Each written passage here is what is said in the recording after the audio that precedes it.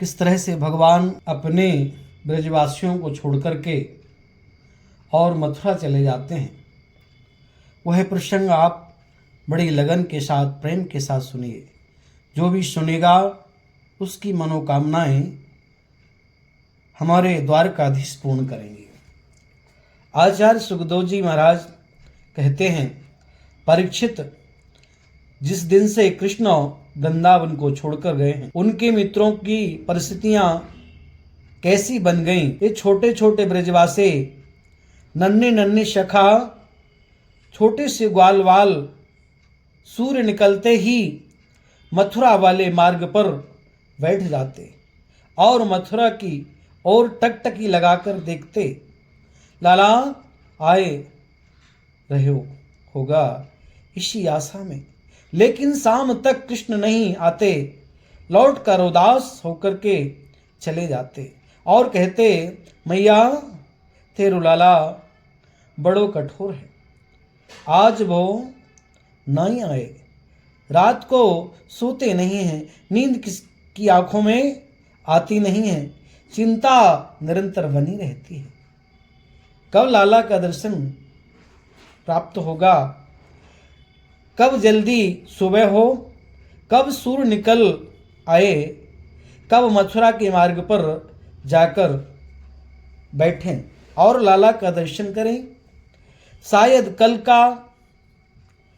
कल हो ना हो, क्योंकि बोल कर गए तो परसों आएंगे, लेकिन परसों की जगह वर्षों हो गए, परंतु दर्शन नहीं हुए। नित्य की भांति आज भी मथुरा के मार्ग पर ब्रज के ग्वाल सखा सब शांत बैठे थे, बार बार देख रहे थे, लाला आए रहे होगा। आज उन ब्रजवासियों को रथ आता हुआ दिखाई दिया। एक सुंदर रथ आते देखा, रथ की ध्वजा चमकी। अब ब्रजवासी दौड़ पड़े, हमारो लाला आएगो। एक बालक ने कहा, कितना सुंदर है, मेरा कन्हैया आ गया, मेरा श्याम आ गया, मेरा बचपन का मित्र आ गया, मेरा सखा आ गया। सब ब्रजवासियों दौड़े दौड़े एक नन्हा सा सखा झुंड में छुप गया। सखा बोले, लाला आयो, तू चलो। कहाँ, लाला को दर्शन नहीं करेगा। वो छुप कर बोला, आने दो लाला को। जब कन्हैया आकर मेरे चरणन में पड़कर मुझसे माफी मांगे, तभी मैं उन्हें माफ करूंगा। मैं कहूंगा, परसों की कहकर तूने वर्षों बिता दिया है, मुझसे क्षमा याचना मांगेगा, तभी उसे माफ करूंगा। जब ब्रजवासी दौड़े पड़े कृष्ण से मिलने के लिए, झुंड में छुपकर बैठा था वह सज्जन, उसने दौड़ते हुए ब्रजवासियों को जब देखा, तुरंत झुंड से निकला और उन ब्रजवासियों से पहले रथ के पास पहुंच गया। सखा बोले, तू तो क्या कह रहा है? वो बोला, पहले लाला के गले तो लगो, पहले कन्हैया के गले लगकर अपने बात तो कहो। जैसे ही रथ रुका, ब्रजवासियों ने रथ को चारों ओर से घेर लिया और रथ में किसी और बैठे देखा। बोले, भैया जी जय श्री कृष्ण। उद्धव ने कहा, जय श्री कृष्ण। सुनिए, मैं उद्धव हूँ, मथुरा से आया हूँ, कृष्ण का मित्र हूँ। गोविंद ने हमें भेजा है, आप लोग बता सकते हैं माता यशोदा का दर्शन मुझे कैसे शुरू होगा? ब्रजवासियों 2 मिनट तक तो मौन हो गए और उद्धव से बोले, वाह रे कन्हैया, वर्षों के बाद याद भी आई तो मित्र को भेजा। उद्धव ने कहा, आप लोग अन्यथा मत समझे, मैं सत्य कहता हूं, आप लोगों का स्मरण होता है, इसलिए तो गोपाल ने मुझे भेजा है। आपके पास मैया यशोदा से मिलना है, नंद बाबा के दर्शन करना है। ब्रजवासी बोले, उद्धव माँ यशोदा का महल का मार्ग बताना जरूरी नहीं है। लाला की याद में रोते रोते जिसके नेत्रों की ज्योति समाप्त हो गई, कृष्ण की याद में रोते रोते जिसकी श्रवण शक्ति कमजोर हो गई, उस माँ यशोदा के महल का मार्ग बताना जरूरी नहीं है। उद्धव ने कहा, तो मैं पहुंचूंगा कैसे? ब्रजवासी बोले, तुम्हें ये पानी बहता दिखाई देता है, नीचे पानी बहता दिखाई दे रहा है। उद्धव बोले, हाँ, बस इस पानी का जहां अंत है वही यशोदा का महल है, क्योंकि एक कोई किनारा, एक कोई पनारा नहीं है, एक कोई पानी नहीं है, ये नाला नहीं है। उद्धव, मैया यशोदा, नंद बाबा, हजारों गोपी, किशोरी राधा के नेत्रों से बहने वाली ये धारा है, इसका कोई अंत दिखाई नहीं दे रहा है, यशोदा का महल है। उद्धव ने सोचा, ऐसा आकर्षण मैंने पहले कहीं नहीं देखा। उद्धव जी रथ से नीचे उतरे, धीरे धीरे यशोदा के महल की ओर जा रहे थे। 85 चौक वाला नंद रानी का महल, जिस महल में कभी नाचे नंदलाला, नचावे हरि की मैया। धीरे धीरे मैया ताली बजाती हैं, गोविंद को नृत्य कराते हैं। ये 85 चौक वाला अद्भुत महल आज सूना हो गया है। ब्रजवासियों ने कहा, उद्धव, ये जो विशाल महल दिखाई देता है नंद रानी का है। उस महल के सामने जो माला लेकर बैठे हैं नंद यशोदा यही है। सुनो, मैया को 2-2 महीने हो जाते हैं बिन कुछ खाए पिए थोड़ा जोर से बोलना, लाला की याद में रोते रोते श्रवण शक्ति कमजोर हो गई है। उद्धव ने नंद रानी के महल में प्रवेश किया। आचार्य सुखदेव जी कहते हैं, परीक्षित, उद्धव ने जैसे ही नंद रानी के महल में प्रवेश किया, उनके महल के कोने कोने से जय श्री कृष्ण की आवाज निकल रही थी। उद्धव जी देखते ही देखते रह गए। इस विचित्र प्रेम आकर्षण को सामने नंदरानी माला लेकर बैठी है, हाथ में। उद्धव ने जाकर चरणों में प्रणाम किया और कहा, मैं उद्धव हूं, प्रणाम करता हूं, मथुरा से आया हूं, मेरा प्रणाम स्वीकार करो मैया। जैसे उद्धव ने जोर से प्रणाम कहा, यशोदा के हाथ से माला छूट गई और चिल्लाकर बोली, धीरे धीरे जोर से, मेरा लाला, यदि जोर से बोलूंगी तो मेरे लाला की नींद खुल जाएगी। और इस तरह से रोती है। आज गोविंद को बड़े परिश्रम से सुला रही है, हल्ला नहीं कर रहा, मेरा लाला रो रहा है, मेरा लाला लो रहा। और लोरी देकर के हाथ से इस तरह से उनको प्रेम स्नेह कर रही थी। एक पलकिया पर सवेरे से कभी माखन मांगे, कभी चंदा मांगे, कभी बहू मांगे, जैसे तैसे पल्ला में सुलाओ और तुम जोर जोर से बोलोगे तो नींद खुल जाएगी। उद्धव ने कहा, हे भगवान, जिस गोविंद को मथुरा छोड़कर आया, यशोदा बोल रही है, पल्ला में सो रहा है, हल्ला मत करना। उद्धव के ज्ञान की पहली सीढ़ी खिसक गई। मैया से बोले, मैया आप कह रही हो गोविंद मोह को छोड़कर कहीं नहीं जाए, चलो मैं तुम्हें दिखाऊं।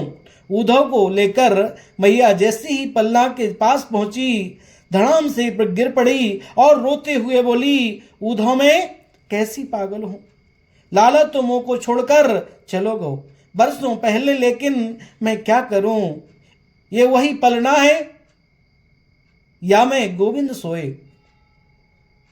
ये वही रसोई घर है जहां मैं भोजन अपने हाथ से बनाती। मेरो लाला रसोई घर के द्वार पर आकर बैठ जाए, मैया एक पकौड़ी मुँह को दे दे।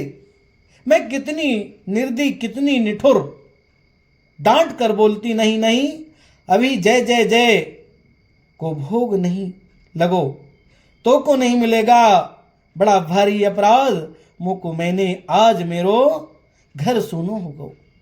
उदो तो को एक बात बताऊं लला की वो लीला मोको बहुत याद आवे। जब कृष्ण ने रोटी मांगी, मैंने आधी बेसन की रोटी पर मक्खन धर कर लाला को दियो। दूर धरे अंग सोहत श्याम जू, कैसी बनी सिर चूनर चोटी, खेल तो खात फिरे अंगना पग, पैजन बाज तो पीरी कछोटी, बाछ बिको रसिकान बिलोकती, बारती काम कला निधि कोटी, काकी के भागी कहाँ कहिए, हरि हाथ से ले गौ माखन रोटी। मैंने माखन रोटी जब लाला को दियो, लाला ठुमुक ठुमुक आंगन में नृत्य करे और माखन रोटी खावे। ऊ दौड़तो भयो, एक कौआ आओ और लाला के हाथ से रोटी ले गयो। तो गोविंद आंगन में लौट गए, मचल गए, मेरी रोटी कौआ ले गयो, मैं कौआ से युद्ध करूंगो, मेरो वाही रोटी को लेकर आऊंगो। आज याद करती हूं ये लीला तो मुझे लगता है शरीर में प्राण सुरक्षित क्यों है। उधो एक बात ये मुझे ज्यादा तकलीफ देती है, वो यही है कि एक मिट्टी की मटकी फोड़ने के बदले मैंने लाला को उखल में बांधो, शायद यही लिए कन्हैया रूठ गयो है और मुझसे रूठकर मथुरा चले गयो। परसों की बात बोलकर गयो, बरसों बीत गए, आज तक नहीं आयो। ये बृहस्पति का शिष्य ज्ञानियों में अग्रण्य उधा माँ यशोदा के चरणों में साष्टांग लेट गए और यशोदा के चरणों की धूल अपने मस्तक पर लगाते हैं। माता, पहले तो आप एक बात के लिए क्षमा करो, आप वो नहीं जो मैंने सोचा था। मेरे जैसे करोड़ों ज्ञानी आपके चरणों के कण पर वार दिए जाए तो भी आपकी बराबरी नहीं कर सकते।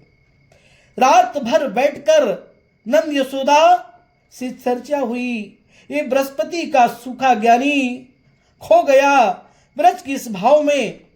प्रातः होते ही बोला, मैया मैं गोपियों के दर्शन करना चाहता हूँ, राधा रानी के दर्शन की कामना है मेरी। किशोरी राधा के पास गए। जिस दिन से कृष्ण गए, महाभाव साम्राज्य का दर्शन कीजिए। इस सुंदर बगीचे में लाखों गोपियों के बीच में श्री किशोरी राधा रानी बैठी हैं। जिस दिन से कृष्ण ब्रज छोड़ कर गए हैं, गोपियों ने कोई घर का काम नहीं किया, केवल कृष्ण की याद तन में करती रही। उद्धव एक वृक्ष के पीछे खड़े हो गए और मन में सोचा, जब नंदरानी से बात करने के काबिल नहीं समझता, अपने आप को तो श्री राधा जी से कैसे बात करूंगा मैं, और इनकी मन स्थिति का अध्ययन करूं। पहले किशोरी जी शांत बैठी हैं, कोई श्रृंगार उनके तन पर नहीं है। एक गोपी राधा रानी से बोली, प्रिया जी आज स्वप्न में मेरे घर गोविंद आए, माखन चुराकर भागने लगे। मैंने पकड़ने का प्रयास किया तो आंखें खुल गई। एक ने कहा, लड़ली जी आज मेरे घर भी कन्हैया आए, हाँ बछड़ा चुराकर भागने लगे। मैंने पकड़ने का प्रयास किया कि आंखें खुल गई।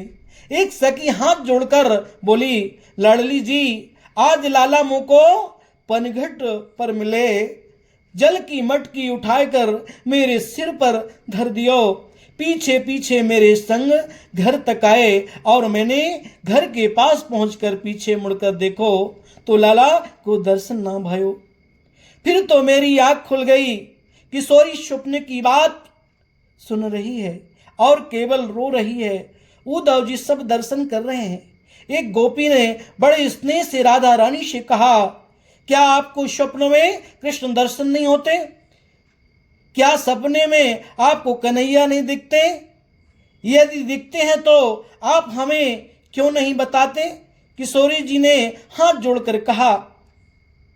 राधा जी ने कहा, स्वप्न में जिनको कृष्ण दर्शन होता है उन गोपियों को मैं प्रणाम करता हूं।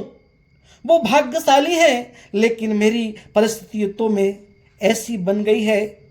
जिस दिन से मेरे प्राण वल्लभ श्री कृष्ण मुझे छोड़कर गए हैं, मेरी बैर निद्रा भी उनके साथ चली गई है।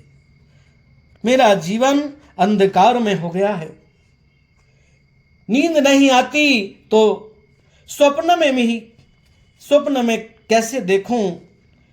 जब कभी मैंने सोए नहीं तो स्वप्न कैसे आएगा? जब से मेरे कन्हैया गए हैं, मेरे द्वारकाधीश गए हैं, मेरे भगवान गए हैं।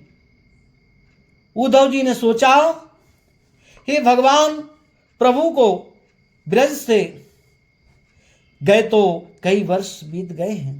इतने दिन से किशोरी जी सोई नहीं है, इनको नींद नहीं आई। सखियों से इतनी वार्ता हो रही थी। एक गोपी ने तुरंत राधा रानी से कहा, क्यों रोती हो?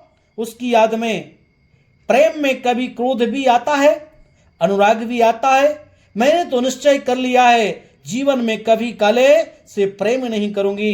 प्रिया जी, एक काले सब कपटी होते हैं। इतनी वार्ताएं आपस में चल रही थी कि वहां एक भौरा आ गया। उड़ता हुआ भौरे भों भों शब्द करते हुए जब गोपियों के पास भ्रमण करने लगा तो एक गोपी ने कहा, देखो एक काला है, जरूर कृष्ण का मित्र होगा। उद्धव जी खड़े खड़े सब देख रहे थे वृक्ष के पीछे। अरे भौरा, क्यों बार बार हमारे पैरों में गिरता है? क्यों बार बार आकर हमें तकलीफ देता है? तुम्हारी मूंछों में कुमकुम लगा हुआ है, इससे स्पष्ट होता है कि तुम कृष्ण के समान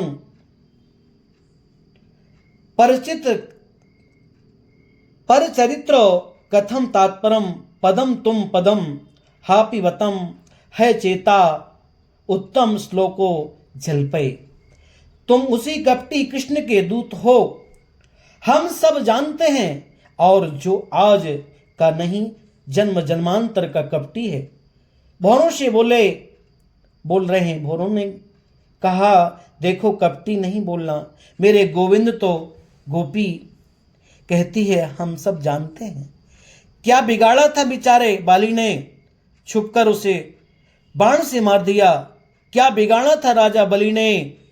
3 विलांत पौना बनकर गए और उसका सब लूट लिया। जानते नहीं क्या? बिचारी सुपंखा प्रेम करने के आई, उसके नाक कान दोनों काट दिए। अरे भ्रमर, इस कपटी कृष्ण से जिस किसी ने प्रेम किया उसे धोखा मिला। मूर्धध्वज प्रेम किया, बेटे के सिर पर आरा चलाना पड़ा। हरिश्चंद्र ने प्रेम किया, डोम के घर अपने आप को बेचना पड़ा, पत्नी को बेचना पड़ा। राजा शिवी ने प्रेम किया, शरीर काटकर तराजू पर चढ़ाना पड़ा। और भोना, हमने प्रेम किया, एक एक पल याद में मर रहे हैं। ये निगोड़े प्राण भी तो नहीं निकलते, झंझट ही मिट जाए। लेकिन भोना, हम सत्य कहते हैं, इतना सब कुछ कहने के बाद भी हम उसे भूल नहीं पाते। एक गोपी बोली, तुम कपटी कह रहे हो। इस भौरे ने जाकर हमारे कन्हैया को बोल दिया। तुरंत दूसरी गोपी हाथ जोड़कर बोली, भ्रमर, हमने जो भी तुमसे कहा तुम मथुरा में श्री कृष्ण से मत कहना, क्योंकि उनका स्मरण ही तो हमारे जीवन का आधार है। और इन बातों को सुनकर वो जरा भी दुखित हो गए तो यही तो हमारे लिए मृत्यु है। तुम तो केवल इतना बताओ कन्हैया। ठीक है, तो कृष्ण आनंद से हैं, हमारी याद करते हैं कि नहीं? यदि एक बार वो हमें स्मरण कर लेते हैं होंगे तो हम समझेंगे हमारा स्मरण करना सफल हो गया। भोरा चला गया। उद्धव जी ने देखा और आकर कहा, देवियों, आप समस्त गोपियों के चरणों में प्रणाम करता हूं, आपके चरणों में वंदन करता हूं। निवेदन केवल इतना करना था, जिस श्री कृष्ण को प्रियतम मानकर आप पूज रही हैं वो कृष्ण साक्षात ब्रह्मा है। मैंने मेरे गुरुदेव बृहस्पति ने कहा है, ब्रह्मा का हाथ नहीं होता। एक बार जीव की वृत्ति निगुण बन जाए, एक बार जीव का मन निगुण ब्रह्मा में लग जाए तो भटकाव खत्म हो जाता है। इसलिए मन को ब्रह्म में बनाओ, मन को ब्रह्मा में लगाओ, यही जीवन का सार है। एक गोपी ने टेढ़ी नजर से उद्धव को देखा और जवाब में कहा, उद्धव ठीक बोलते हो, मन को ब्रह्मा में लगाएं, पर किसी के पास मन ही नहीं है तो क्या ब्रह्मा में लगाए? उद्धव मन न रहे 10-20, एक हतो सो गयो श्याम संग, अब को आराधे ईश। मन तो एक होता है और उस एक मन को तो मेरे कन्हैया ने चुरा लिया है, जो मथुरा ले गए। मन हमारे पास नहीं है तो ब्रह्मा के लिए दूसरा मन कहां से लाएं? तुम तो सखा श्याम सुंदर कि सकल योग के ईश, तुम तो कृष्ण के सखा हो। हमारी बात सुन लो, हम किसी ब्रह्मा को नहीं जानते। कृष्ण तन, कृष्ण मन, कृष्ण ही हमारा धन। आठों याम उद्धव हमें कृष्ण ही से काम है। सिवाय कृष्ण के हम और किसी को जानते नहीं हैं। और तुम कहते हो निर्गुण ब्रह्मा होता है, मेरे ख्याल से तुम ब्रह्मा को नहीं जानते। देखो ग्वालिन गोपियों के उद्धव को जवाब दे रही हैं, अरे उद्धव, निर्गुण का अर्थ होता है जिसमें प्राकृतिक गुण नहीं होता, और सगुण का अर्थ होता है जिसमें दिव्य गुण विद्यमान है। मेरे कृष्ण को निर्गुण इसलिए कहते हैं, उसमें संसार के गुण हैं और सगुण भी, इसलिए उसमें दिव्य गुण विद्यमान हैं। तुम कहते हो उसके पैर नहीं होते, पैर नहीं होते तो गौ चराने कैसे जाते, हाथ नहीं होते तो छीके से मटकी कैसे उतार कर और मक्खन खाता। ऊदो तुम भये बौरे, पाती लेकर आए दौड़े, योग कौन जाने यहां रोम रोम श्याम है। तुम कहते हो ब्रह्मा सब में व्याप्त है, तुम कहते हो निर्गुण ब्रह्मा सब में विराजमान है, तो फिर तुम भी ब्रह्मा हो, हम भी ब्रह्मा हैं। तो ब्रह्मा होकर ब्रह्मा को उपदेश देने की गलतियां क्यों करते हो? जब सब कुछ ब्रह्मा है तो फिर उपदेश किस लिए, ये शिक्षा किसके लिए? तुम समझते हो हम रोते हैं केवल कृष्ण के मिलने के लिए, तुम सोच रहे हो हम रुदन करते हैं केवल कृष्ण से मिलने के लिए। उद्धव बोले, तो फिर तुम क्यों रोती हो? अरे उद्धव, यदि हम कृष्ण से मिलने को रोते होते तो मथुरा यहां से कितनी दूर है। हम सवेरे जाते तो 2 बार कृष्ण मिलकर वापस लौट आते, लेकिन हमारी भी प्रतिज्ञा है, चाहे हमें कृष्ण हृदय से लगाकर पीछ डालें, चाहे पैर से ठोकर देकर हमें निकाल दें, जीवन पर्यंत हमसे नहीं मिलें, हमें तड़पाते रहें। उस लंपट की जैसी इच्छा हो वैसा ही वो करे, पर चाहे वो जीवन भर भी ना मिले, उसकी याद में रोते रोते हम जीवन निकाल देंगे, पर सिवाय कृष्ण के किसी को नहीं चाहेंगे। कन्हैया कन्हैया पुकारा करेंगे, लताओं में ब्रज की गुजारा करेंगे, कहीं तो मिलेंगे वो बांके बिहारी, उन चरणों में चित को लगाया करेंगे। कन्हैया कन्हैया पुकारा करेंगे। गोपियां रुदन करने लगीं और रोते रोते उनके नेत्रों में अश्रुओं की धार लगी। गोपियों के नेत्रों से बहने वाले अश्रुओं की धारा पनारे के रूप में परिणित हो गई और वहीं प्रेम की नदी एक सरोवर के रूप में परिणित हो गई और वही महासरोवर एक अथाह भाव समुद्र में रूप में परिणित हो गया। और उस भाव के समुद्र में उद्धव जैसा ज्ञानी ने ऐसा गोता लगाया कि 7 महीने तक उसी प्रेम समुद्र में के ऊपर नीचे गोता लगाते रहे। 7 महीने बाद उद्धव को शरीर की होश आया तो अपने आप को गोपी के चरणों में पाया और बारंबार उनके चरणों में वंदन करता है। हमें क्षमा कर दीजिए, हमने अपने आप को ज्ञानी माना था। जो इस कथा को सुनता है उनकी मनोकामनाएं भगवान स्वयं पूर्ण करते हैं। जय श्री राधे, जय श्री